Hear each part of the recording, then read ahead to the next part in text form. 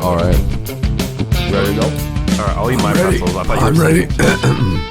You nervous? All right. Welcome to another episode of the Mink and the Monk. I'm Matthew Fink. I'm eating pretzels. Yeah, eating pretzels. That's Brad Monkel. And we are very honored and pleased to have the wonderful Mike Clark with us today. Thank you. Yeah. Thank you. Welcome to, Kerhonkson, which is where we are right now. Which is where we are, yeah. My GPS was having trouble finding it. You had to hook me up on, it's not, It's not a common destination. Right. That was an interesting drive last night, wasn't it? At first. Sorry about the snow. God! It was like, Albany got like, were you in the snow last It was night? like not that bad. Like I saw it, but on the roads it was fine. Yeah. No, there was enough where it was actually a little slippery. Yeah, it was. I went down to 45 miles an hour for quite a while.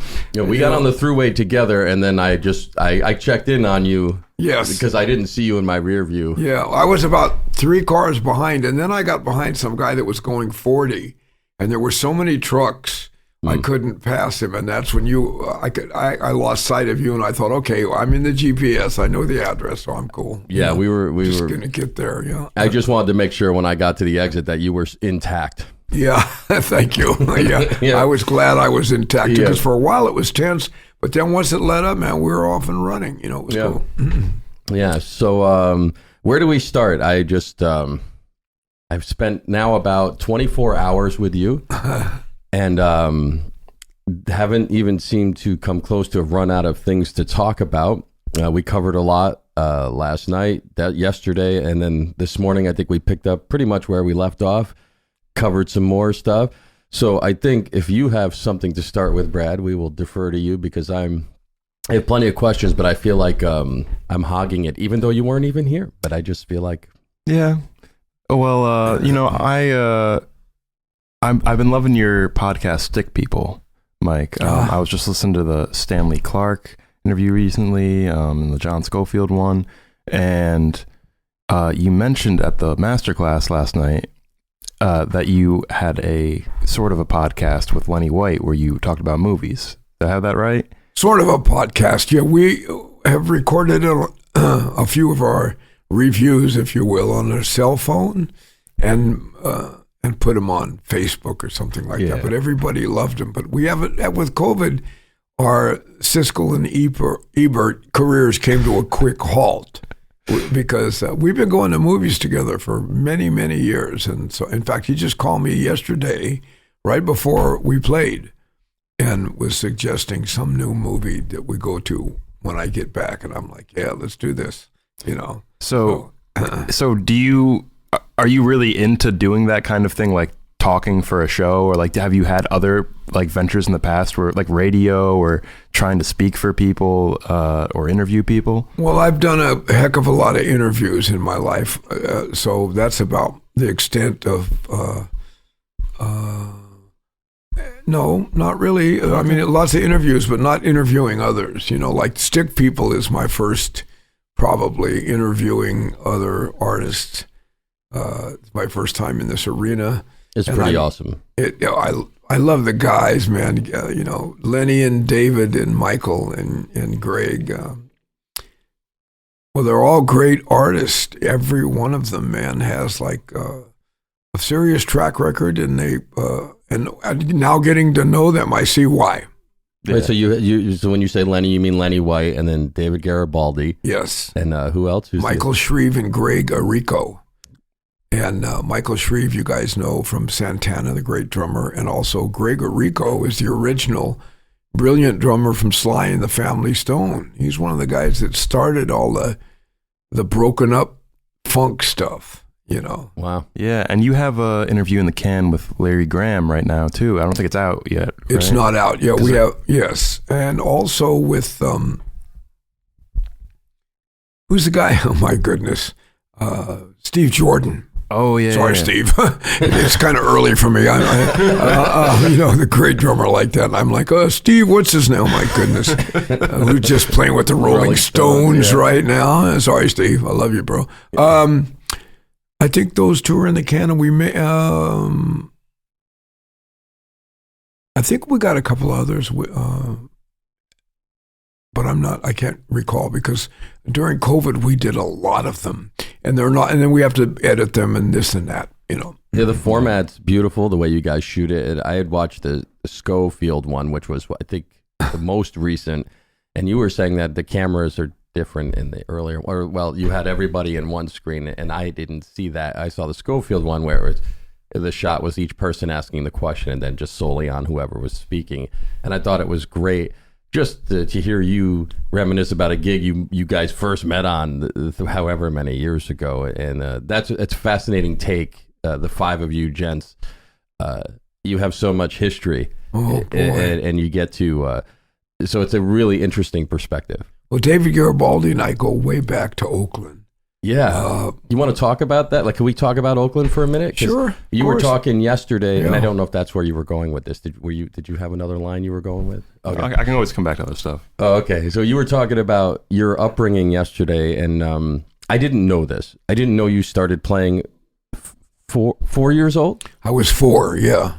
And when I've spoken to other musicians about, like, usually every musician that's a great musician has gone through this shedding period, and where you just where you kind of hole up in your space and just work on whatever it is your vision is, and that period seemed to be between the ages of 4 and 7 for you. Is that what you were kind of alluding? Well, I've shedded from about 4 until 19 or 20. Oh, okay. But I started working young as a child. But then I started in my high school years, traveling and working. Especially once I got old enough to drive. So I wasn't able to. I still shedded a lot, but for the first 16 years, I pretty much locked myself in the drum room and did it. You finished school, so you went to high Yes. school or whatever. But before you were saying before school and after school, that's pretty much what you were doing. Oh yeah, and once I started, right out of high school, I got an offer to go up to Las Vegas and play with a lounge band that was making really good money. Wow. For that time, like right away. So I pretty much, I was going to go to this junior college. I'm not going to name the one, but the band was like really, the musicians, the kids weren't serious. They were vandalizing the instruments, and they didn't give it. They didn't care. And I did. And I thought, I don't want to be in this. And the band was awful. It was really awful, quite awful. And so I got this offer. My mother was like, man, go get that money. Go ahead. And I did. And that was it. I never went back to school, which at times I miss that. I wish I had of in a way. But then I seem to be doing okay. So, that was school. You were getting, you were in school. I went to that school. Yeah, you went to the that's actual, for sure. Yeah. And so when I hear you talk about that, and you talk about your dad, you said worked for the railroads and Yes. you traveled around. I'm always fascinated by, I read and listen to a lot of musicians talk about their musical influences and time they spent with their heroes and all that. But I love to hear anything, like I love to hear about family background. And it seems like your dad was very supportive. And it also sounds like your mom gave you some good advice. That seemed like an important starting place for you, that they supported you in what you were doing, it seemed like. Totally. Yeah. They didn't ever question that I was going to be, it's a weird word, a successful, if you will, drummer. They just knew it was going to work out okay for me. And they always supported me. I don't recall them ever saying, man, you should do something else. That never came up. They were really into it. And it was fun. Like a lot of guys my age at that time, a lot of kids my age when I was a kid, 13 to 16 or so, couldn't wait to get away, to get out of the house, just to get away from their parents and get away from the routine. But I was in there grooving. I mean, I went out and did all the stuff that the other guys did too, but I also I could go into my room and submerge into my record collection, put my earphones on, and play with any band I wanted to. And they were cool with that. And you playing drums at home and giving you good advice. Go get that money and yeah.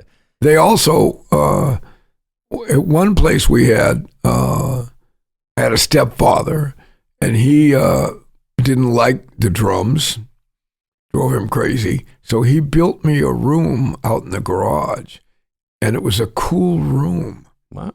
And I could go out there and play, forever. Just like this room right here. It was similar, not as extensive, but I could just go in there and shut the door and blast, play as loud or whatever I wanted. And when you got in here last night, you were like, "Ooh, I bet that.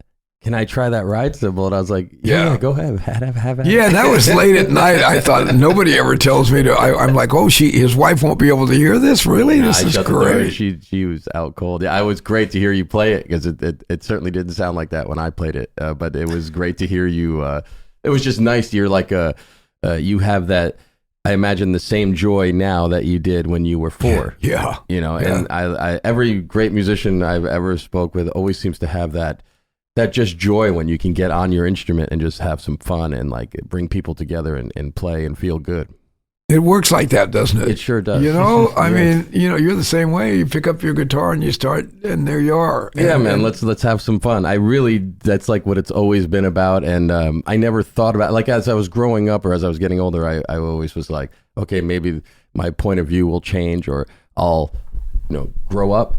And that never happened. I still feel that, like, watching you come in last night and, like, I don't know, we've been at it for 15 hours or whatever. And you're just like, "Oh, can I try the ride?" So I was like, "Yeah, I know, like, I know exactly. That's wonderful." Yeah, I hear you. I know just what you mean. It's like that fascination, that joy, that whatever it is that makes us do this. It's even increased since I was a kid. I'll be walking down the street, and if I see a drum set or a cymbal in a shop, I have to stop and just ponder and look at it and think, is that what I'm looking for? Yeah, maybe that's the one. Maybe that's the one. Yeah. Yeah. Is there anyone that you look up to who kind of had that sort of attitude in a way that almost made you love appreciating music that way more? Well, Herbie Hancock, Tony Williams, all of them, Elvin. I didn't know. I did a gig with Sonny Stitt, believe it or not, one time, and when he didn't have much to say to us. He didn't know us. It was a little trio, and Sonny Stitt's gonna play, and we're gonna back him up. That was but when he was kind of, he had a nice suit on. He looked sharp, New York kind of guy, and he got up on the stage, and when he started playing, it like within the first 4 bars, it levitated the room. And this was one of those piano trios. It was kind of like the piano player and the bass player were kind of subdued and quiet. And they weren't like killer players. They were just regular guys. They played probably weddings and the little jazz gigs and this and that. And he turned it into like, within seconds, he turned it into like wolves running down a hill after meat. You know what I mean? It was ridiculous, man. And I'm like, so right after that, I thought, this is what New York is about. I got to move to New York. And I did. That was the one that did it. I mean, I knew it was Sonny Stitt, so he could be anywhere in the universe and play like this. But I thought, I got to go to New York. I need to understand this. Do you feel like at home in New York anywhere, like more than anywhere else? Is there anywhere else you'd want to go to, like, kind of sit in the music scene and soak it up? Or do you just feel most comfortable spending your time here? I feel more comfortable in New York than anywhere I've ever been. Especially musically, it's like jazz Disneyland still, even after COVID. They're all, they're not all there. There's great musicians all over the world, but there's a lot of them in that one small area. So, I can go hear anybody I want to. And also there's an intensity of the way guys play there, not just in Manhattan, but just on the East Coast. It's way different than the West Coast because I've lived in both, so I know the difference, Yeah. And I was sort of built to play on the East Coast. When I lived even though I'm from the West Coast, I always kind of played the way I do now. And for some people, it was a little too much or too this or too that or too intense or too loud or too whatever. And so when I moved to New York, I fit right in. It was like it wasn't anything special. It was just ordinary playing. That's how cats played. It was just regular. So I love being there. Also, I love all my little restaurants, and I love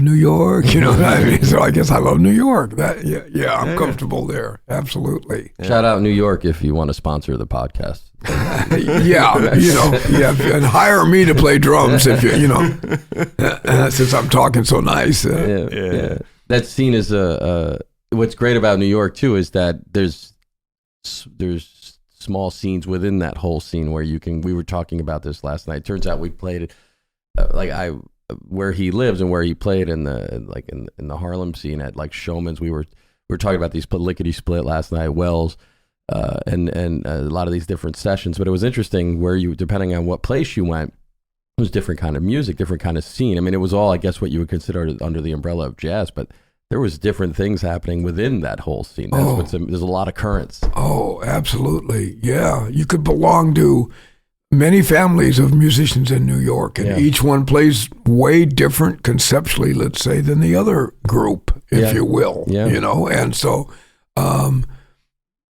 I got into I played with Julius Hemphill for a while, so I flirted with being on the avant-garde scene, and played with a lot of different, I ended up playing a lot of different styles of jazz just by living there. People didn't know what I was about. They knew me from the records, but they didn't know. And so they would just call. I get these calls from, it is, you get calls from all over the place, and you want to be known, and you want to be in New York, so you want to work.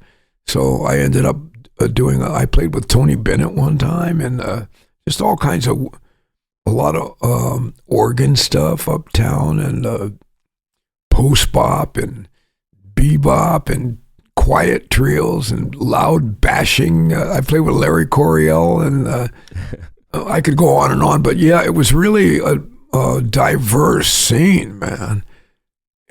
Very different than I don't know what's going on in L.A. When I say the West Coast, I'm from the Bay Area, so I know that scene pretty well. There's great players there, of course, but it's very different. Yeah. Now, as far as the people you've played with over the years, I know in Stick People, in the Stanley Clarke interview, I think Lenny White was saying, he feels you, as a drummer, you kind of develop like a certain trust with specific players where you feel the most comfortable playing with them. And I think he named like Ron Carter, Marcus Miller, and Stanley Clarke as like some of like the bassists he like trusted the most. Is there anyone for you that's like that, like a bassist that you're always like at your most comfortable playing with? Well, there's not just bassists, but Gerald Cannon is a wonderful bandmate, both on and off the stage. He's a great cat, and he swings really hard. Essiet, also one of my favorites. Eddie Henderson, I'm completely comfortable with playing. Donald Harrison, I'm very comfortable with playing with him.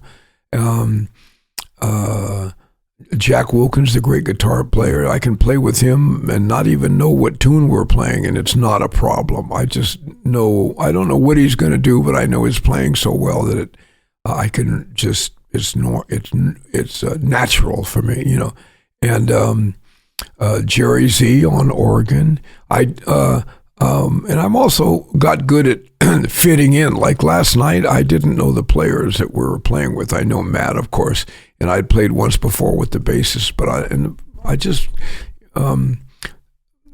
I didn't feel like I was comfortable with everybody up there. I didn't feel like I was an outsider, or I have to really stress to learn all of these different great artists and where they're coming from. I could just play with them. You were even comfortable with the way Brad was staring at you from the audience?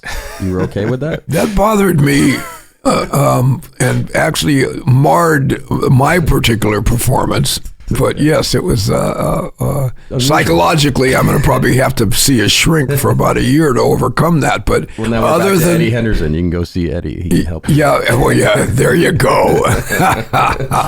All right, keep going. If you can make me cry, that'll probably get a lot of views. Yeah, I'm trying. Let's get to some emotion, raw.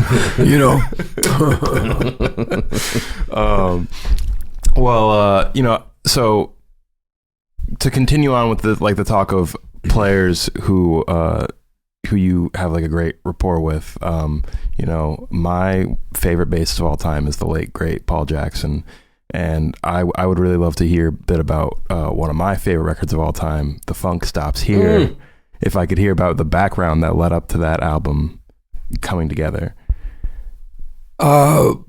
That wasn't really me. I lied about that record. That was some other guys that Paul and I paid, and we just drank beer and hung out and produced. Let's hear about that then. Yeah, that was cool. Okay, so Jim Payne, the great drummer Jim Payne, called me and said, I want to do a record with you. You can play anything you want. You can play any way you want, but it's got to be funky. That's just exactly what he said. And I said, okay, I knew who to call right now.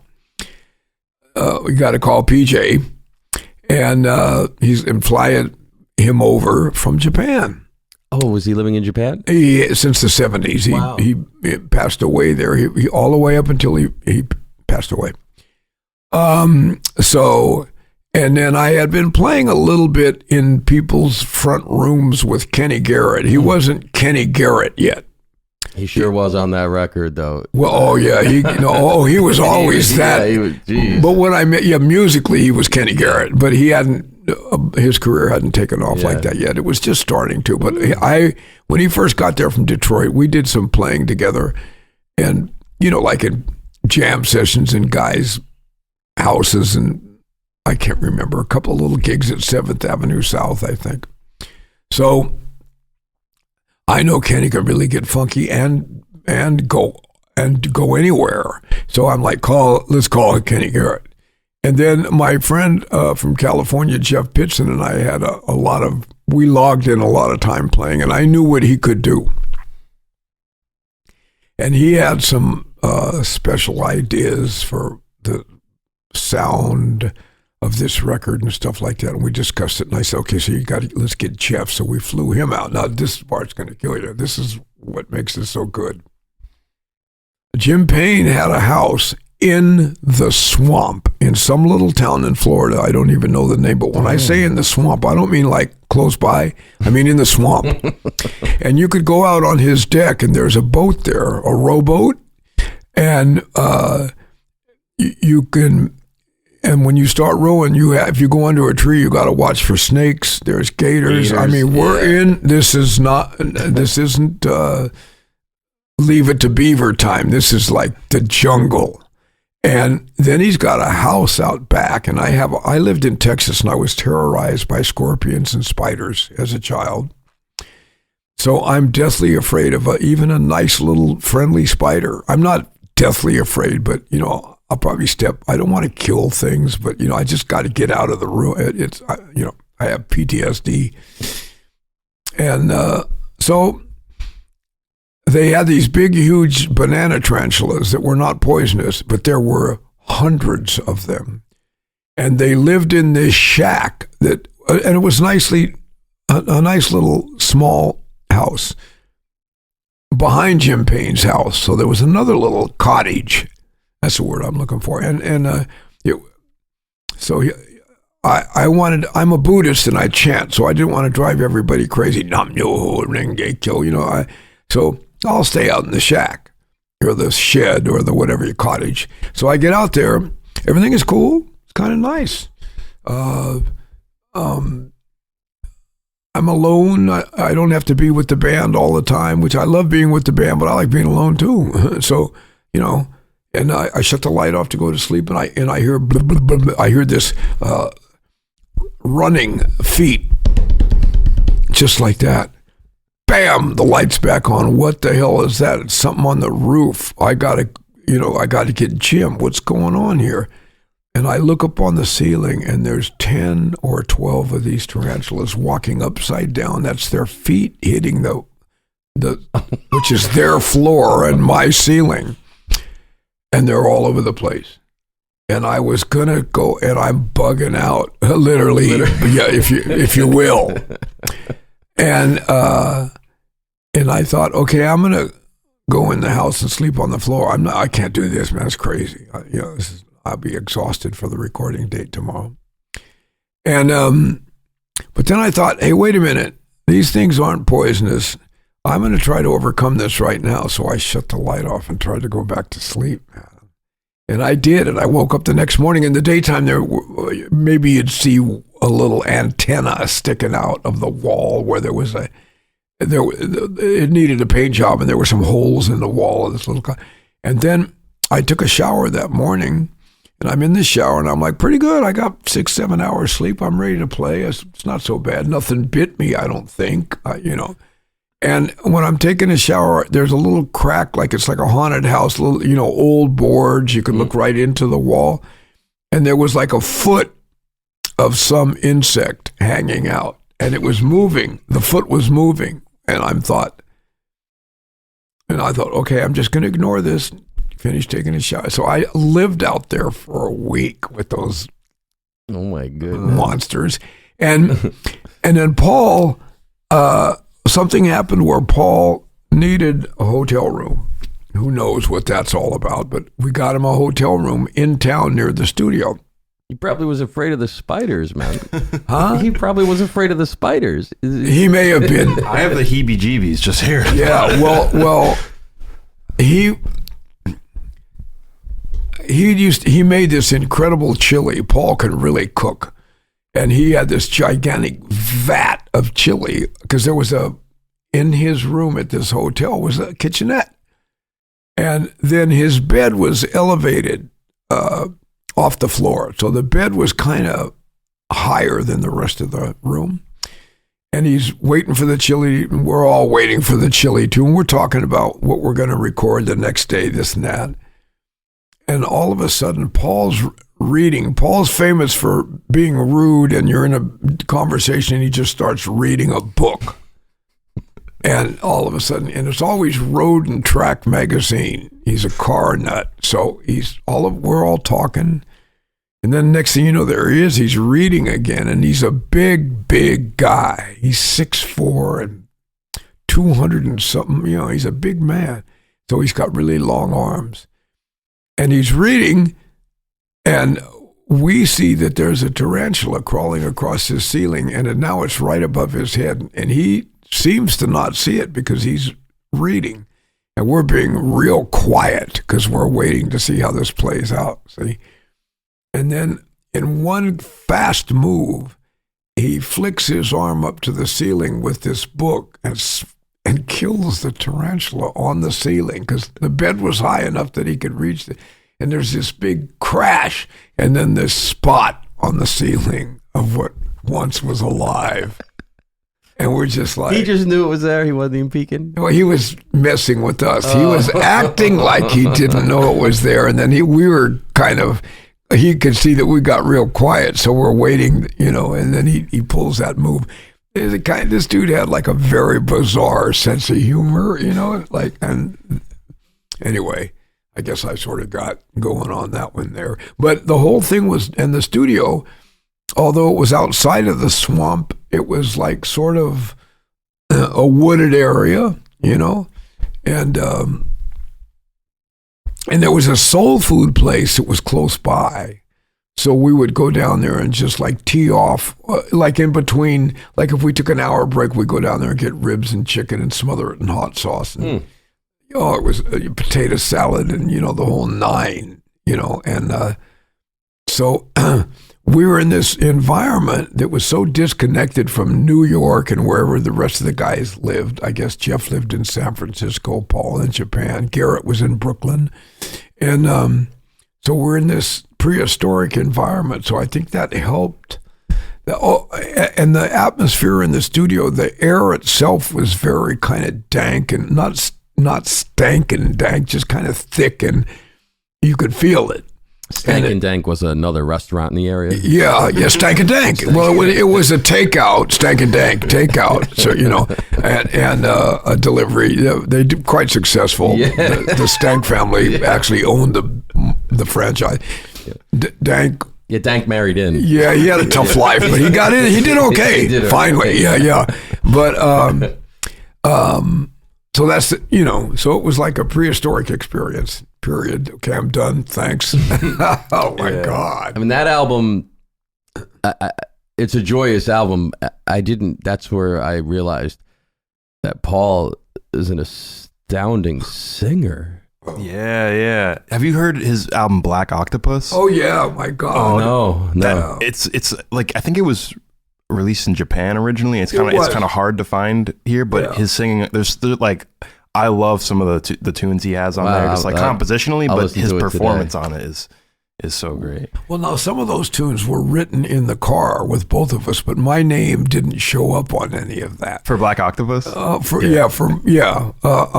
have to see the tunes again and be refreshed, but some of that stuff, we had so many little bands and trios and this and that, we'd put music together.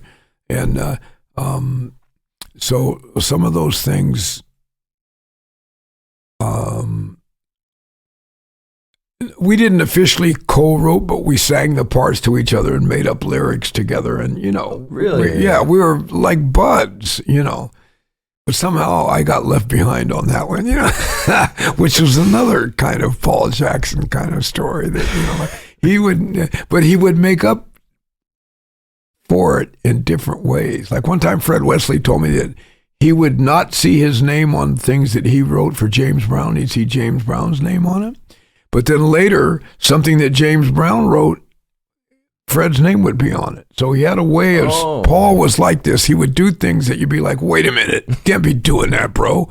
And then later on, he'd make up for it. So after a while, I got used to that rhythm and I was cool with Paul. I'm like, okay, it'll come, And on top of that, we were best buds forever, right till he called me the night before he died. I talked to him about 5 hours before he died.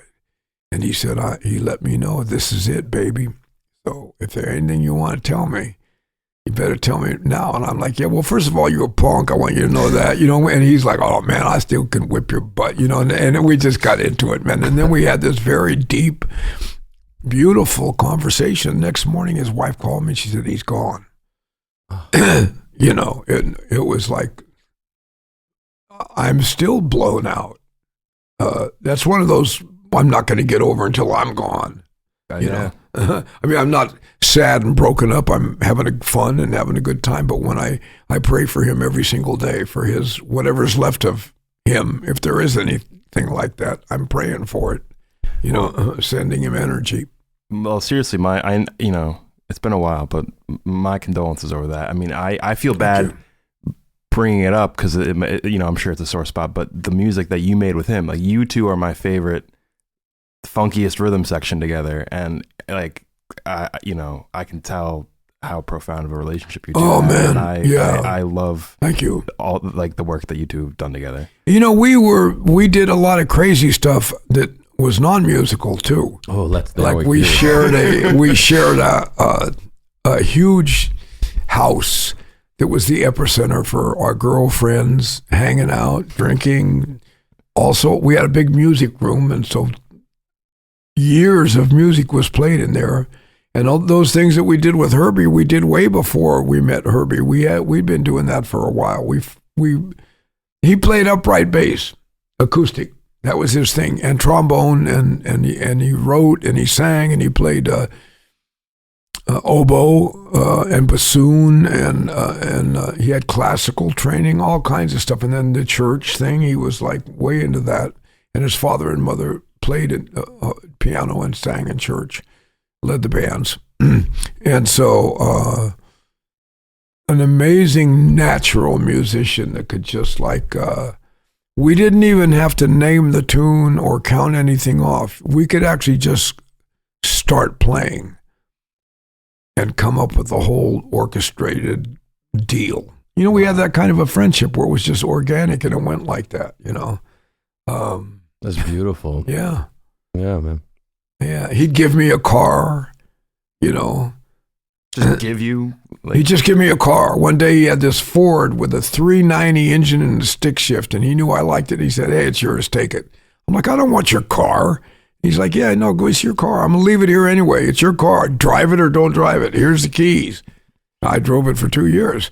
And, Wow. yeah. You know, what are you going to do with a guy like that, man? He gives you a car. What? You drive his car. I drove it, man, to death. Wow. Yeah. He was making up for some tunes he took from you. Probably. He must have been some, now that I think about it, I'd like to know what he did that warranted him giving me a car, now that you mentioned. What was he equalizing? Yeah, maybe I better change that prayer a little bit, you know. That's amazing. Yeah. That's incredible. It's apparent on everything you guys that's on vinyl that you can hear. It's a love affair, you know. You guys, Yeah, you know, we loved each other. He's my brother, you know. Yeah. And his family treated me like family from day one, and vice versa, you know. So we didn't even have to speak about stuff. It was so deep. We could be in a room full of people and nothing needed to be said with him and I, and there was something being understood by both of us that we're, you know, it was weird, you know. It was amazing. Yeah. Yeah. Now, you were both Buddhists, correct? You and Paul? Yeah. Mm-hmm. Now, you told a great story about your chanting and practice of Buddhism last night at the masterclass. So this might, if this is a appropriate example, feel free to retell the story for the listeners. But I did want to ask, when you were first getting into Buddhism, when was the first time you really felt the results of chanting that really made you start to like believe in it in a more out there way, rather than just like maybe you enjoyed it, but like where did it start to become really profound for you? Was there some kind of actual proof? Yes, as a matter of fact. Is that the story? I mean, oh no, okay. But it's the beginning. Here's what happened. Paul was playing with little Anthony and the Imperials up at Lake Tahoe. And he had met Herbie Hancock, and Herbie turned him on to chanting. So I used to go to Catholic school. My mother's Italian, so naturally, I ended up in Catholic school. So, and then of course, as soon as I got out of Catholic school, I never went to church. Oh yeah, I did a couple of times here and there, but I blew it off and just lived my life. I didn't think much about it. And, but I consider myself a Catholic at this point, even though I didn't practice anything, nothing. I practiced smoking weed and abundant boxcars of weed. Weed of Christ. Yes, the weed of Christ. As a matter of fact, the sacred weed. Rastafarian Catholic. Yeah. Oh boy. So anyway, he comes into the house that we were sharing. Just got back off the road, and I hear him in his room chanting some kind of words, which was Nam Myoho Renge Kyo, but I didn't know what that was. So the first thing I said to him was like, hey man, don't do that. Something bad's going to happen. You know, my whole Catholic thing came out, even though I hadn't been to church in 25 years or whatever. So then his exact words were like, hey man, Herbie Hancock just told me about this, and if you chant Nam Myoho Renge Kyo, you can have all of your dreams fulfilled. So my next sentence was, write it down. First I was telling him, don't do that in the house. And then as soon as he told me that, I'm like, write it down so I can do it. So I started chanting on my own based on that, because I, first of all, wanted to prove him wrong. You know, a great reason to do it. Yeah, I'm going to prove that this does not work. And so I thought, not only that, I'm going to chant for some stuff that's outrageous. So my first prayer, if you want to call it that, of chanting was to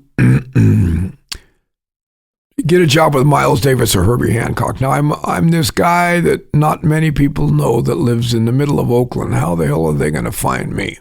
But if this is all they say it is, then I'm going for it. But what I did notice is I chanted maybe a half hour a day, and I did it. And Paul was the jive chanter. He would chant when Herbie would come around and act like he'd been chanting, but he was BSing. But I'm the one that got rolling. But Paul chanted too, but I really got going. So I didn't know anything about it. I didn't want to study anything. It's either going to work or it's not. So I went to the gig that night, and I noticed I could read music at a level that I'm not able to read music at. I could see what was going on the page, and I could anticipate and set things up. So I was way more focused than I'd ever been. It was like I drank the best coffee, and it just jacked me into another level of thinking. I was sharper than the whole band. The reason, it's not egotistical, but I know these guys forever. I grew up with these guys, so I know what's going on. And I was really, and everybody noticed it. They like, did you take some kind of this is the late 60s, did you snort? I don't know, some questions like this. Your way to paradise. Did you what's going on? And I said, well, I chanted give this. Me some. Yeah, exactly. And I did. I said, well, Paul told me this, and here's what I did. And so then I wasn't sure that the chanting really made me. That could have been a chemical blood sugar thing. Who knows? I was just I've been in those places where I could play better than I normally can.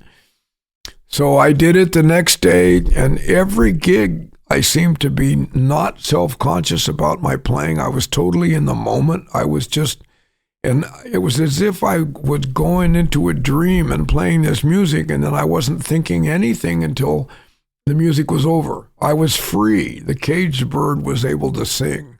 Then I made my commitment to doing this. I said, well, whether I get Miles Davis or Herbie Hancock, this is worth the price of tea in China right here. This is an amazing experience. I'm high without taking anything, but I'm not stoned. I'm focused as I've never been that focused. I was like, wow. And then the next thing you know, Paul gets the gig with Herbie Hancock. So that was close enough for me. So maybe his chanting wasn't so jive after all. Yeah, no kidding, right? Yeah, no, yeah, probably he had a deeper. He didn't have to do as much as I did, and that showed me there's something going on here. I didn't even care if I got the gig. Paul did. I'm like, wow. Plus, I find out that they're going to play funk. So I had a really good jazz career in the Bay Area, playing acoustic straight ahead jazz, which is my passion. I don't care about no funk. So I'm like, well, probably better I didn't get the gig because I'm doing really good. Now I'm this focused young guy that's playing all over the place. I'm like, this is cool. And then before you know it, before a month or so went by, I got the gig with Herbie Hancock. So I'm like, wait a minute, and Herbie chants. He really practices and studies and does, And so then he started explaining to me how this thing works. Like the reason I was able to achieve goals through chanting is because I changed the reason internally that I didn't have it in the first place. And that's the hook. It's not magic. You got to change some stuff, And that way it's also liberating because you're the guy in control. Nobody did anything to you. Nobody's faulted. It's you. It's not a fault, and it's not a less than or a more than. It's you that's got to get it done. And you have to make the causes. It's based on cause and effect. So that's it. And I just kept going till right now. I'm still chanting. Do you still have moments where you feel like, are you still chanting for very specific things and seeing it kind of yield in how you're going about your life now? Yeah, I'm chanting you're according to the practice, it's better for you to chant for specific things. That way you see the actual proof and you know that it's not an accident. And after a million jillion great opportunities and actual proof, then you realize it is the chanting that's doing this to me, but you're doing the work inside. It's not like going to Vegas and you're pulling the handle and it's like, and you hit the jackpot. You got to change some stuff internally that's blocking you from your goal. And this allows you to see it because it makes you uncomfortable with the parts of your inner world that are not healthy. And you get to peep it real good, and that way you can change it. So there's no really pushing it down or denying it or turning your head the other way or pretending it's not there. The negative parts of life. The good parts are enhanced, and the parts that are not cool are they're brought to the surface kind of, so you can't really deny, and then you have to deal with it. And it can be a little painful or a little rough, but it's not. But it's doable. I'm doing it. It's called the human revolution. That's what they call it in Buddhism.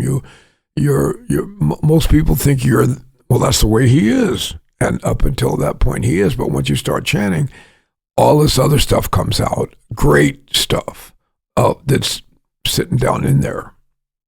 So you can access, and it gives you the strength and the courage to face the stuff about yourself that's uncool. Yeah. So that's Can you help Brad, the whole ginger thing with Brad? Can you help him? Well, even in Buddhism, there are limits. To as what can happen. We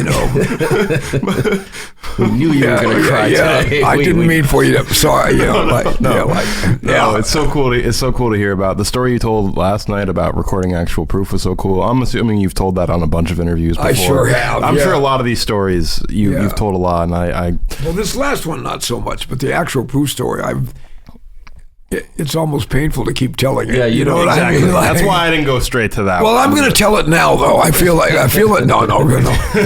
Hey, actually, this would be great to keep this all about you're just with Paul. Like anything having like what I really dig that I like to hear people talk about when it's this evident that like, and I always just use the term love affair. Like you guys truly, you just it's a thing. So.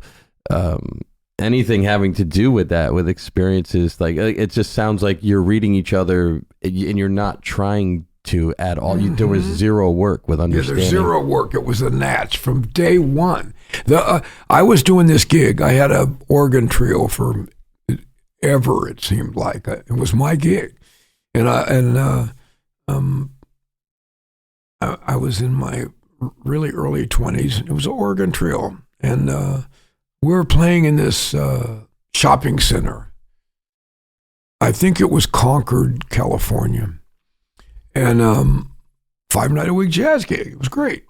And so this guy walks in and sits down, and he's staring and watching everything I do. So I think he's a drummer. He's making me nervous. He won't stop watching me. And I'm like, oh, great. And I'm trying not to be self-conscious, and I'm thinking I got to play the gig. So on the break, I walked right over to his table, and I said, "I'm sure you're a musician. I can tell. And what do you play?" And he goes, "I'm a bassist." "Oh, really?" And he says, "I also play B3." And I'm like, "Oh man, what's your name?" "Paul Jackson." And my name's all on a big sign in the club, the Mike Clark trio. And we had I said, "Well, come on up and play on the next break if you'd like." And he's like, "Okay." Now there was a Sherman and Clay, which is a music store chain that was in California, that was upstairs in this mall, and he heard us playing. And when he got done, he came downstairs. And he managed this music store. so he came up and played the B3, and man, and there was a microphone there, so he sang as well. I didn't even know he sang. I didn't even know him. And man, all hell broke loose. I mean, he's not a great organist, but the parts of Jimmy Smith and the blues that really tickle your funny bone, he only has 4 or 5 of those, and he uses them all the way through everything. So he's knocking my lights out, and the groove is so heavy. We played a shuffle, and it was a whopper, and the whole joint is snapping their fingers and bobbing there. People are moving, and pretty soon he starts, what's the matter now, Mama? Don't you need a man like me? And he makes up the lyrics. You can tell it's all BS. I seen you downtown. Dun-dun-dun-dun-dun. You was looking funny. She said, not pretty daddy, not unless you need some money. And he's just coming up with one after the other. And I'm loving it. I'm going like, I just died and went to heaven. What's going on here? This is for a drummer. It can't get no better than this. And then he solos. And of course, I can see that he's not really an organist, but somehow he's soloing his butt off, man, And the guitar player with this is loving. He's like, wow, it was an experience, more than just played. And he played one tune and then left the stage, and we were like in shock. He just took the whole place over, he's just, God, and larger than life type of guy. So, I had given him my card. Oh, and then he leaves the club. It's like Jesse James come in, shot the place up, and then saunters out the door. And I'm like, this cat. I knew I was going to see him again. And I had his card. I knew where he worked, and he had my card. So I'm like, okay, I'm not done with that guy yet, And that night I get home to my house in Oakland, and there's a car I don't recognize in my driveway. I'm like, what the heck is that? So I get out, so I can't even park in my own driveway. This is how it starts. And I got my drums and all my stuff. So I'm unloading, and I'm eyeballing this car, and I'm like, what's going to go down here? And he gets out of the car, and it's the guy from the club. It's Paul. And he says, hey, man, what's up? I'm like, the first thing I said to him was, you're in my driveway. And he goes like, yeah, I know. and then he had some African hashish with him, which I didn't know, but he told me. He said, I got some hash here and a jug of wine. So I was like, well, come on in then. So leave your car. It's fine. So that was the beginning of it. He came in, and the next morning, 6 a.m., we're still talking at the table. My wife gets up to go to work. She's like, who the hell is that guy? What are you doing up all night? And I'm like, oh, man, we're talking about everything. And then she really liked him. And then he cooked her a fantastic breakfast. And so she really dug him then. She's like, okay, this guy's cool. And then we hung out every day together for 30 years after that, that's the story. All kinds we booked jillions and millions of gigs, organ trios, upright bass, piano, jazz trios, funk gigs, that, the other. We infiltrated about 10 bands with our crazy rhythms, and everybody liked us, and it was on. That's beautiful. It is a great story. I love it, man. Yeah, man. I love it. It feels like that when you listen to it. Yeah. None of that surprises me, but I love hearing it. Yeah. I think I just relived it on the reel right now. You know what I mean? Man, your eyes are lit up. You're laughing. Look at you smiling. I mean, that's the human thing that I just love it. And even the way you two are staring at each other on the record cover is hilarious, and it's evident how tall he is. I didn't put that together. Oh my God, he's a monster. He's a monster, man. He's like gigantic. So he stalked you and found out where you lived and just drove there. Yeah. Well, he had my card, so I guess my address was on it. And he went right there and waited me out. Yeah. That's why we do this. I came out one morning, Brad's in my driveway just staring into my window. I heard about it. Yeah. You called the cops, though, didn't you, at first?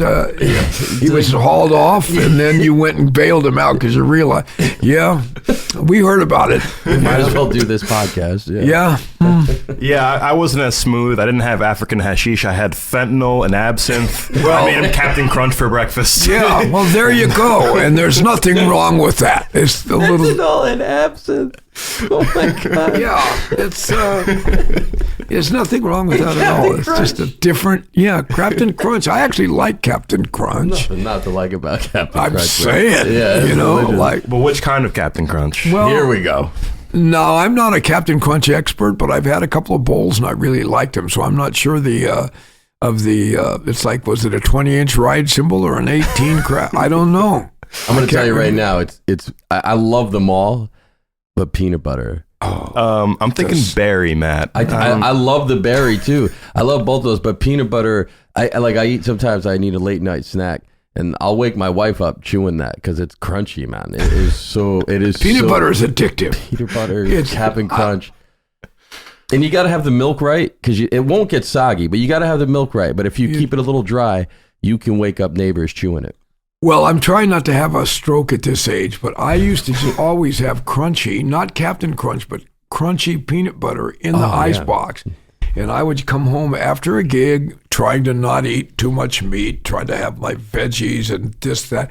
And I'd take a gigantic 3 huge spoons full of peanut butter and just slap that on my tongue and just let it roll down. And I wake up in the morning hungover from the I'd be like, what did I do? My mouth is all salty and dry. Oh my God, I did the peanut butter again. Finally, she forbid. My wife's like, no more peanut butter in the house. You're not to be trusted. It's true. I can't. Oh my God. Next album name, Peanut Butter Bender. The dog is just staring at you while you're sleeping there. You got dog likes peanut butter too. Oh yeah. Wake up to him kissing you. Yeah, that'll wake you up.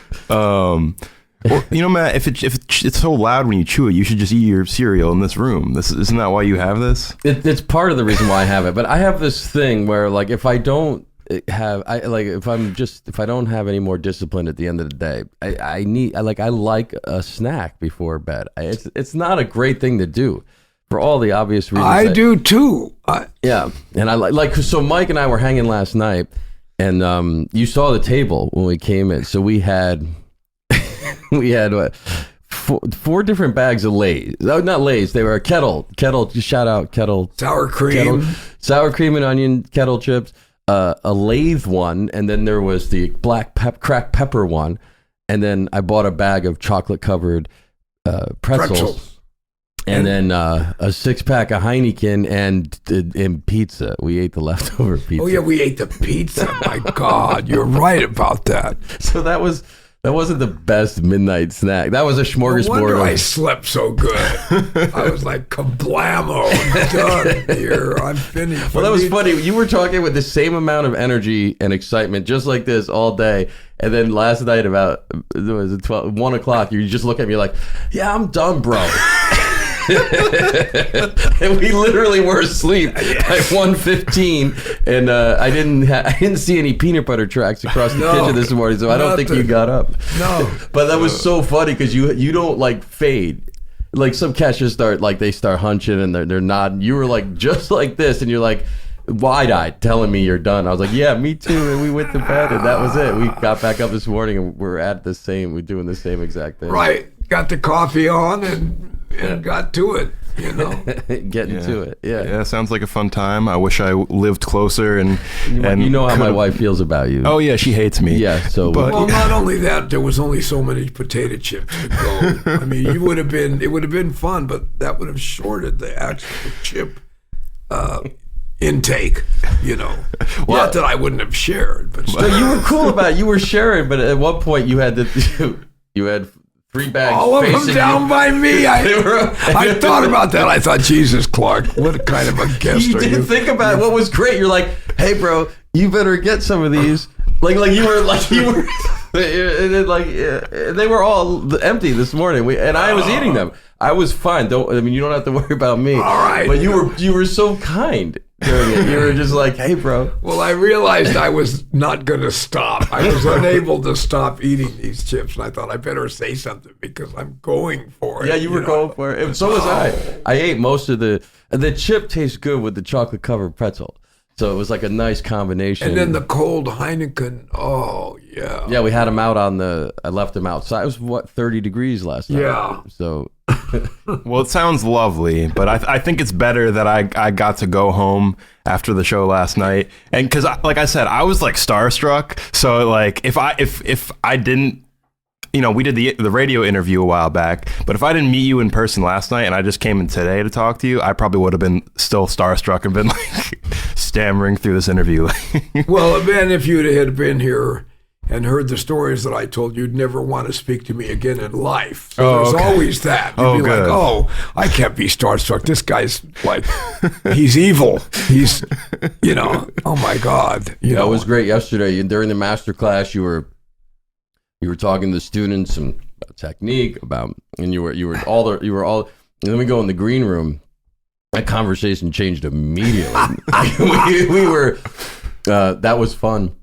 But the list of things we were talking about, I was like, oh, you should have shared this, the intimate information about Lee Morgan and some other things that the students should hear that. But it was really funny. As soon as the door shut, it's not like you made a decision. It was just, that's what we started talking about. That's where it went. Yeah. And the same when the whole band came in there later too. Yeah. The whole thing shifted into another gear immediately. Yeah. Yeah. Well, yeah, you're so much fun to talk to. I hate to bring it back to a nerdy thing, but we still have a decent amount of time. Got about 25 minutes. Let's nerd out. Let's well, one of the things we touched on in the radio interview we did and that you touched on in the masterclass last night is that part of where you got your linear funk playing is transcribing great great drummers solos such as like Elvin Jones, taking their licks and putting them over a backbeat. I love the funky stuff. I love hearing about where that came from, but I know how much of a nerd you are for the bebop and the swing, and I'm wondering is there any stuff that you took from other genres on like the funk side or the Latin side, and that you were able to put on top of your swing playing and innovate in a way in like the opposite direction? I think I invented the funk drumming and jazz drumming. And jazz itself, it pretty much sums it up. So let's move on. No, I'm sorry. Blood sugar attack there. Just put one chapter in the jazz history book. If you will. Maybe better leave that last statement, edit that one out. It's not quite. Okay.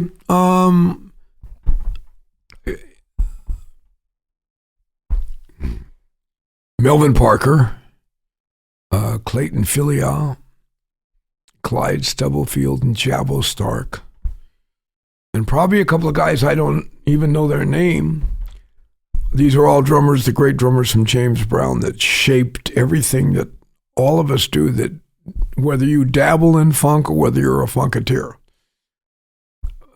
Maybe not just drummers, those rhythms turned everybody on. I remember the first time I heard Popcorn, I had to pull the car over. I thought I was going to have an accident. You had to smash into somebody. It was just too much for me to take. And so I am heavily influenced by those guys. And it's not like I learned what they did. I took the germ. I took what I heard, what I thought they did, and did my version of something like that. That's on the funk side. And then I had played a lot of blues. So Sonny Freeman, the great drummer, I tried to fashion my shuffle something like his. It's different, but his was kind of the,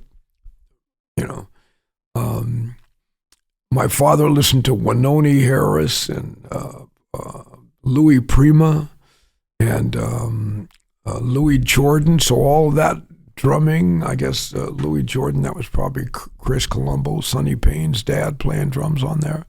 And, I didn't. Yeah. And not just the drumming, the music, the sound of the band, the way the whole thing went. And then the jazz drummers, Gene Krupa, Zooty Singleton. My mother really liked the drumming of Zooty Singleton, so we had Zooty Singleton records. Almost nobody has those. I don't know where she even found them. 78s and on the old turntable thing. Sonny Payne, Sam Woodyard, of course. This is all before I'm not even mentioning the beboppers yet. Belson, Louis Belson, Buddy Rich, Krupa, Ray McKinley. There was a guy, Ray McKinley was involved with a boogie-woogie kind of situation with Freddie Slack and some of these guys. And they play some knockdown, drag-out boogie that would bring you to your knees. It was so funky, man. Beat Me Daddy, 8 to the Bar, Down the Road a Piece, The Celery Stalks at Midnight. And I listened to all this as a child, and my brain, it's still right there. And then, of course, Roy Haynes, Philly Joe, Max Roach, and then later Elvin, Tony Williams, Jack, Lenny, whoever. But what I did on the funky thing was I never transcribed anybody's solo. It's very hard for me to do that. I mean, I tried to do it once, and it was just, my brain couldn't do it. It would take me too long. I mean, so, like the great drummer Butch Miles said to me one time, I don't know Butch very well, but one thing he said to me was, well, in those days, we all would listen to our records and you just try to do something like what you heard the guy doing. So that's why guys from my age group have our own unique sticking, and we don't sound like other guys because it's us trying to sound like about 10 or 12 of those guys rolled into one guy, and then your own point of view. But I took little bits of the mechanics of what I heard Philly Joe do, some things I know that they actually played, some phrases, Elvin, Tony, and I put them on the hi-hat. Instead of blasting them all over the kit, I did the same. I slowed it down instead of speeded it up, and put it on the hi-hat. I voiced it on different parts of the instrument, hi-hat, tom here, bass drum there. And instead of using coordinated independence like you do in jazz, one hand work and feet working against the ride pattern, I struck it at different time, like one at a time, two at a time on a different part of the set. So it wasn't the independence that we were all taught that was so important, except, I mean, I definitely have some serious independence because I shedded all that stuff as a child. But then I broke that rule and started striking 2 notes on the hi-hat, 1 on the bass drum, a note or 2 here or there, and a backbeat wherever I wanted it, but still in the time. 2 and 4 are still in the right place. But you're not playing the 2 and 4. You're playing everything but that. And that's what I came up with. I just started doing it. It was natural. I didn't even hardly think about it. I just kind of one day went, oh, yeah, wait a minute. I got an idea.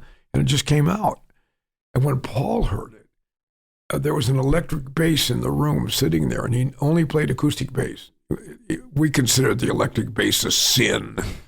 We're jazz cats. You can't even have that thing in here. Hide it in the garage so nobody knows we even have one of those. And one day he went over and picked it up, took it out of the case, plugged it right into an amp, and told me, play that funky stuff that you do, that crazy upside down funk. I'm like, okay. And he used to screw around with an acoustic guitar and play flamenco guitar, his own homemade flamenco. So when he played the electric bass, he played just like what you hear on Actual Proof. Like, I don't know if it was the same pattern or the same, but it was that thing. Boom, right out of the bass case, first thing he did. And the first thing I said was, hey man, if you're going to play like that, we need to call a bass player. And I don't want to say what he said to me. You can say we've already had to check the not safe for kids box on this. Yeah, so you can feel free. Well, he mentioned the complexion of my skin, first of all, and it was laced with MFs. Matt thinks. Yeah. All right, cool. Yeah, and So then I thought, okay, well, he feels pretty strongly about this, so I'm just going to go with it. And that's what happened. That's just how it started. And then we would come up with a million of these things, never in the rehearsal room, always right on the gig in front of a bunch of people where we could play with no net. There was no net. We weren't sure. We were doing 5s and 7s. We didn't even know they were 5s and 7s. Wow. We were just doing it. But we knew how to make it work out. Yeah. So, because it was, if you were caught playing on the 1 and 3, you could be beaten. So it had to work out, or you would be like, humiliated publicly. You mean not turning it around. Exactly. Yeah. Yes. You had to be real super cool about that, or everybody in town would know about it. Hey, I heard Clark turn the beat around over at the showcase the other night. Did you hear about it? Yeah, I heard. Yeah. And then I'd lie. No, it was Paul. I didn't do it. Paul did it. Oh, really? Yeah. So your funk style was, obviously influenced by the older, bebop players and swing players that you listened to. But after you started studying funk and listening to guys like, Jabo and all that, did that change the way you approached swinging? Like, is there anything you recall just like approaching differently after hearing funk in just a straight jazz context? No, it didn't leak into my jazz thing too much. But what I did think of right away that's supposed to be new now is playing the ride beat and playing the funky underlay with the left hand and bass drum underneath it. Play funk with one hand and jazz in the other. I've been doing that since 1968. And some guys are telling me, man, hey, I got this new idea. You're going to love it. And I'm like, oh, yeah, that's great, bro. Well, even when you're like, Actual Proof is so funky that, and like, I'm always like floored by how much space Herbie's soloing is amazing, but all the space you and Paul fill on that track alone, it feels like a 6-piece band with just the two of you playing, like how big the sound is. And even though it's funky, you're still swinging over that track. Did you feel like you had room to stretch and play totally, like a lot of that swing in the Headhunters? Well, only on that tune. Okay. And because the rest of the time, there was first of all, when you play with Herbie Hancock, he's a genius. And when you play with that guy, he hears every breath you take and reacts to it. And when he doesn't react to it, that's a reaction too. So he's got you. And also, the stuff he's playing offers you all the room you need to do whatever you want to do, or do nothing should you decide. And doing nothing sometimes can be huge, And like, there's nothing he can't handle rhythmically. There's nothing he can't, it seems like there's nothing he can't handle. I'm sure if there's something in his mind, there's places where he's limited, where he goes like, oh, I gotta, break through here or there. But for me, it's like, I could play upside down and backwards and inside out, and even in another time signature and this and that and da. And man, the guy it was like, you hoped you weren't boring him. It wasn't he played with Tony Williams, man, for years. That was his best friend, Tony. Mm. So he'd been there he'd been to the mountain and back a million times before he met me. So he could handle my stuff like that. Wasn't even, no problem. And plus he's very musical. So you're making music with this guy. So you're living inside that collage with him, and it's and every move counts. Now, also in the Headhunters, there were other guys that were like, man, if you just play on 2 and 4, we're all going to make $1 million. I'm like, you're not going to get $1 million. He's going to get the millions, not us. So you might as well go on, throw down. No, man. And so there was pressure for me. So the other tracks on Thrust are fairly pedestrian. So Actual Proof is when I played like how I normally play. So it wasn't unusual for me to play like that. But if you don't know me and you hear the record, it's like, wow, he's playing this good stuff on this track. And well, that's if you like it, and on the other tracks, he's not. Well, there's a reason. There was pressure for me not to improvise on the other track. But actual proof is just the way I was listening to Roy Haynes and all those guys. Now He Sings, Now He Sobs, right around that time. Red Clay, all of the Tony and Miles. I was listening to everything. George Benson, when he was just all of it. The CTI stuff. So it was a natural thing for me. I would go there and always right there unless somebody told me not to. And so I was being asked not to, and I wasn't mad about it. I'd just be like, okay. I want to be in the band, then it's not going to work if I'm like, yo, man, you can't be telling me how to play. It's nice to be able to say you told somebody that, but you're going to be out of a gig. You can't do that. You could do it in your mind later when you're imagining you walked in the saloon with your 6-gun strapped on low, and everybody was afraid of you. But that's not how it really goes. So you got to deal with how it really goes. And me, I needed a gig. I didn't want to lose that one, so I went with it. Well, I was just gonna say, I can't believe you're calling the other tracks like pedestrian, because to me, like the parts you came up with for those other tracks are iconic. Like the beginning, like the start of Palm Grease. Yeah, that beat is I love that so much. And then like the percussion breakdowns in the head of Palm Grease and Butterfly, just the short like couple measures where like all that stuff is so like. Well, that's me trying not to play. I'm still trying to be me, but I'm not improvising a whole lot of stuff. So I tried to make the beat special. So now we're talking about not an open improv. We're talking about beats and fills. And because I'm a jazz artist, I didn't think along the lines of beats and fills. It was like, I'm thinking I want to be, I'm not thinking I want to play like Elvin Jones, because I can't. But I'm thinking I want to do something like this as far as communicating throughout the piece. Yeah. But when you get into beats and fills, it doesn't mean it's less than or not as good as. It's just beats and fills is different than going in there and just playing how you feel. Yeah. No, I love those parts just as much. It's also. I'm glad you do. For me, they're very painful, and I've gone through. I lived in a very small cave for 13 years, and without food or water, barely, and I had to go out and hunt with no weapons, and it was really just because of those beats and fills that you like, and the people who like them, I feel, inflicted this on my life, and it's not good, and I'm impaired. But thank you for liking it, though, and making my life. You see what you did, Brett? You see what you did? Oh, man. Oh my God, so much crying. No, I'm really happy you liked it. I had fun doing it. I love the swinging stuff too. I'm just saying those parts are funky as hell, and I love it. Matt, I'm sorry I cut you off before. What else? We're running out of time, so we're running out of time. We got to get Mike out the door on time. Yeah. I have a rent-a-car. I got to get that sucker back. We got to put some air in your tires too. Oh, thank you, sir. Thank you. Yeah. Well, I was driving like this last night.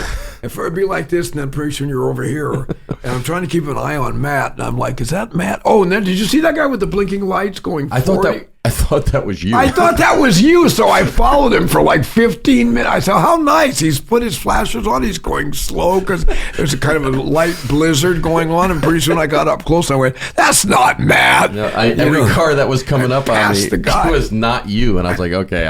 I thought that was you for a minute, but it was going very slow. And I was like, this couldn't be Mike going that slow. No, that was even though I was nervous, I at least wanted to be a man and go 50. This dude was 35 on the highway, and I'm thinking it's Matt because, I can't quite see. I'm keeping it distance because it's snowing and slippery. Yep. You were keeping your distance, and I got in my driveway, and I just waited for you. I saw the lights. I was like, oh, he made it cool. Yeah. It was all good. I'll just, and I know we got to go, so let's, all I was going to say earlier, if I think I'm remembering correctly, was just the talk of Buddhism and the practice, and the idea it seems to me I've never practiced Buddhism, but I'm into just breathing exercises and this whole thing of pranayama, which is just basically be bearing witness without judgment, and it sounds like that's sort of what this zone you can kind of get into. You're free from that. It sounds like when you're open to it, the music that you make is just a reflection. Your relationships and the music that you're making is just a reflection of that not judging it and just seeing what happens, getting and putting energy into a room and see what happens. And it kind of makes you, we only have so many life moments. Our life is made up of seconds and moments, and more moments, and sorry, and so if I didn't want to have to fight to not mar as much of that time space as I can with my own negativity. Yeah. That nobody's fault. It's not even a fault. It's just yin and yang, we have this, And so when I chant, it holds all that at bay, and I can be present and accounted for, you know. Yeah. And then when it starts to wear off, I chant again. And then year after year of this chanting, you're coming up out of that muck, and then you can close the hi-hat finally on the 2 and 4, which I should have been doing all this time. And that's the... Yeah. Well, did you have another question? No, I mean, I just wanted to, in wrapping it up, it's amazing hearing about all this. I just want to shout out again, Stick People is such a fascinating thing that I hope the listeners check out. It's a great podcast. Yeah. Your new record with Michael Zilber, Mic Drop. Thank you. Another amazing piece of work. And Freedom Jazz Dance with Leon Lee Dorsey. I was checking that out. So Manny amazing. Valera, right? On is that him on bass? No, that's Leon Dorsey on bass, but Manny's the piano player on Freedom Jazz Dance. Oh, okay. Because that was my first time hearing Leon. I thought he was the piano player. I hadn't heard him before. Oh yeah, no, he's the bassist. No, he's wonderful, and so is Manny. I mean, God, those were all first takes. I think they were all I could be lying too. I listened to Mike. I listened to Mic Drop this week, and I'm wondering the whole time if you were present during the mixing part of that recording, because what I love about it is where your ride cymbal is. Like I fought for that. I did. Man, I'm listening. I'm like, I'm pretty sure you had something to do with how this went down, because it's so beautiful. It's like I love that. It's what I love about the 4 and More. Any of those albums where where that ride is right there. Yeah, you don't have to feel the tip of that. It's just calm the down, tip. Matt. But it's just, I'm listening to that record, and the playing is beautiful. But as I'm listening, I'm like, I'm pretty sure you were in the room when that went down. Yeah, I was. Yeah, I don't know if that was for you like that, but man, I love hearing that. And usually you don't always hear that on the record, that the drummer is not present for the mix part. Not anymore. Someone cared about what you wanted. And the ride cymbal, along with the bass, is the foundation, And so the records I grew up on, you didn't have to strain to hear the ride. It was just right there. And then during the 80s or something, I think with, you got a lot of guys, engineers and producers that grew up on funk. So the kick and the snare is tuned like a funk record, and it's mixed like a funk record, and the cymbal is like down. And I'm like, wow, it never did sound right to me, because I came up on the other thing. Yeah, and the Mic Drop sounds right to me. Cool. Yeah. Thank you. So congratulations on that. Thank you so much. Yeah, I like to listen to to it as well. One of the few records that I made that I can listen to and not have to listen to what's going on and just have it going on in the background. It feels pretty good. Yeah. Well, congrats. That's a lot. That doesn't always happen. It doesn't always happen. I got plenty of records and I'm like, oh my God, turn that off. Oh my God, no. Yeah. That's not really me. It's another guy. They used my name. Yeah. Well, we do really have to end it if we want to make that 12:30 stop. We got to let you go. Unless there's any records that are coming up you just want to get people's attention on quick.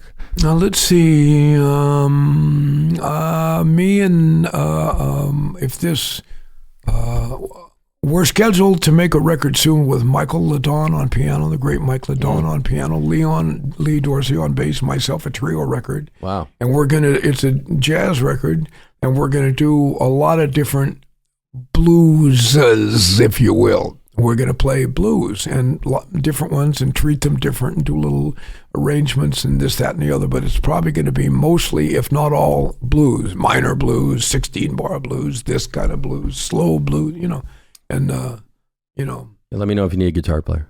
I will. That's a good idea. I hear you. And you can really play the blues. It's in everything you do, man. I was loving it last night. I was loving you last night. I go like, oh man, I get it. That's all those organ gigs you did, bro. Oh man, I love that. I mean, it's just joyful to play with you, man. I love it. Thank you. You too. And thank you for hanging out with us extra long and doing this. It was a joy to hear you talk about. Well, I'm honored to do this podcast, and I'm honored that you invited me up and treated me so beautiful, and the whole thing was already a great memory. As a matter of fact, I want to stay. I don't want to. All right, I love you guys out there. If you can see me or hear me, thank you so much for years of listening to my drumming. I wasn't sure what I was going to say there. Thanks for having me, Matt. And thank you so much for once again. What's the name of this show again? The Mink and the Monk. Because Jerry Z gave me my nickname of Fat Mink. I know. Monkel. Mm-hmm. Okay. No, I'm not the monk. Monk is, I can't, I've had people try to call me monk before. I'm like, no, you can't call me that. I'm not worthy. Yeah, there you have it. But yeah, the Mink and the Monk, and we have like, I think we're at like 4 subscribers now. So man, this is going to go viral. I didn't know it was that. It's heavy, I mean, that is heavy. That's pretty heavy. Yeah. My stomach is growling. I don't want this on tape. I think the pretzels and coffee hit me funny. My stomach. Yeah. So hopefully we can do part 2 and part 3 of this. Down. I know I could sit here and talk to you all day, but I'm going to let you go. You got to get that rental back. Yeah. The one question we did get on Instagram was someone said, I just want to hear him talk about Tony Williams. I think we got a little bit of that, and we can always do more. 3-minute Tony Williams? Let's do it. Okay. Brad's famous for his 3 minutes, so let's hear yours. All right. I'm going to try to get to it. Okay, let's think. Let me see if I can get my brain engaged. Tony Williams, genius, innovator, impeccable technique, but not technique just to have technique. He used it for some of the, if not the deepest phrases, where he puts it, where he doesn't put it, his own personal swing that everybody copies and nobody sounds like, the hi-hat thing, 4 to the bar that got so popular for a while, all that fire he brought to oh my goodness,